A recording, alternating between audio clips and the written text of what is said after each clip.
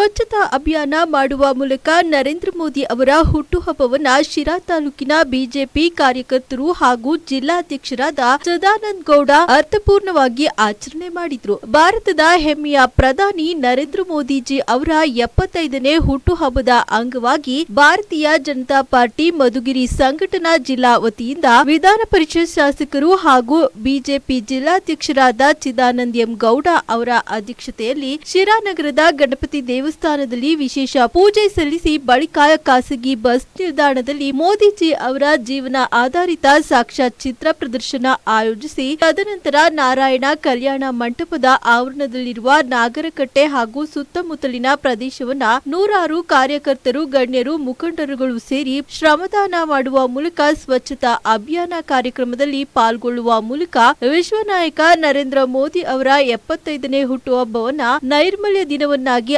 ಆಚರಿಸುವ ಮೂಲಕ ನೆಚ್ಚಿನ ನಾಯಕನಿಗೆ ಶ್ರಮದಾನದ ಉಡುಗೊರೆ ನೀಡಿದ್ರು. ಈ ಸಂದರ್ಭದಲ್ಲಿ ಬಿಜೆಪಿ ಕಾರ್ಯಕರ್ತರು, ಜನಸಾಮಾನ್ಯರು, ಪರಿಸರ ಸ್ನೇಹಿಗಳು ಉಪಸ್ಥಿತರಿದ್ದರು. सशक्त परिवार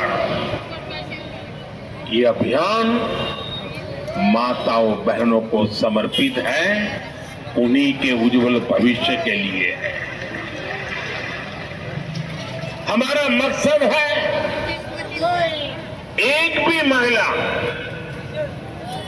जानकारी या संसाधनों के जीवन और मृत्यु का खेल शुरू हो जाता है। ऐसी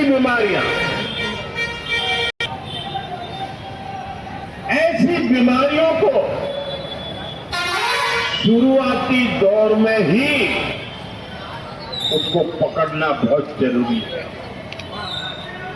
इसलिए इस अभियान के तहत बीपी हो, डायबिटीज हो, एनीमिया, टीबी हो या कैंसर जैसे